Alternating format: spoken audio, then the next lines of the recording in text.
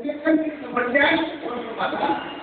एक ये है जहाँ हमारा टीचर बच्चा में काम नहीं करता। टीचर किताबों पर पहले किताबें के आधार पर हो उसे बताता है। टीचर कभी वर्कशॉप में काम नहीं करता है, जिसकी वजह से हमारे बच्चे भी भागते से एक बच्चा सबसे पहला दुनिया का सबसे बड़ा चाहे बाबा साहब हो, गांधी जी हो, फूले जी हो, पूरी दुनिया का सारा अनुभव रिसर्च पर डेवलप होता है। रिसर्च यदि है, यदि रिसर्च करते हैं तो रिसर्च क्या होता है? हम पहली बार भारत सरकार ने मछली पर और उसने रिसर्च में बताया कि मछली मर चुका है पानी से बाहर बढ़ने के बाद। 100 बार उसने कोशिश करके देखा तो बच्चे क्या है, पहला फील्ड पर पहला काम करें फील्ड को चेंज करना, सब्जेक्ट को डेवलप करना, ये सब बड़ा देर करना। मैं सब्जेक्ट में इस सब्जेक्ट की तरफ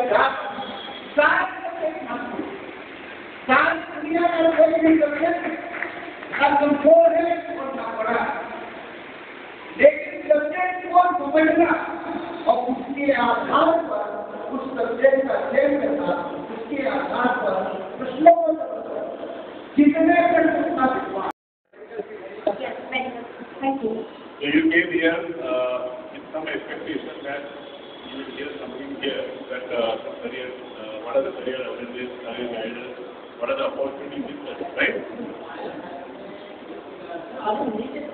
Just let me finish this interview. Good morning, sir. Myself, CEO of Politics. मेरे पिताजी ने बताया कि यहाँ पर करियर काउंसलिंग हो रहा है, इसलिए मैं आया।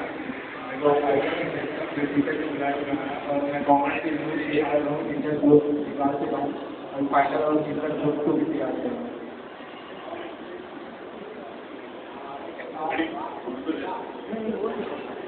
मित्रों, आज तो अभी यहाँ पर कैरियर गाइडेंस के संबंध में हमारे बहुत ही विद्वान साथी विचार रखे हैं और बड़ी उत्सुकता के साथ कुछ बच्चे आए हैं।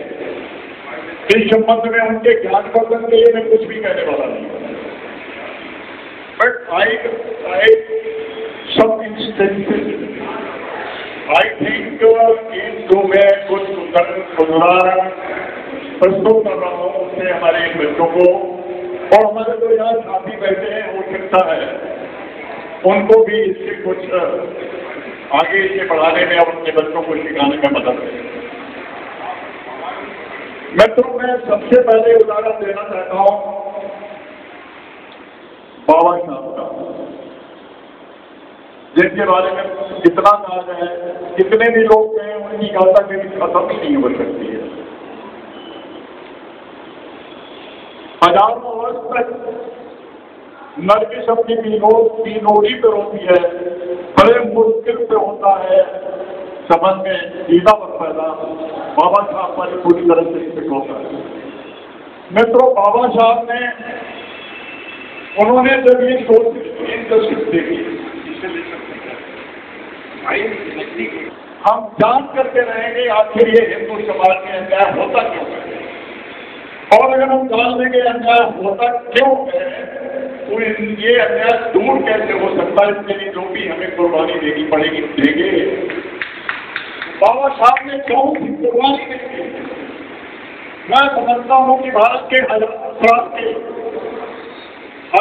साल में ऐसा उदाहरण नहीं मिलेगा और जो हजारों साल तक गरिमाहीन जीवन जीने के लिए लोग अभिशप्त थे, किस तरह से उन्होंने निजात दिलाई।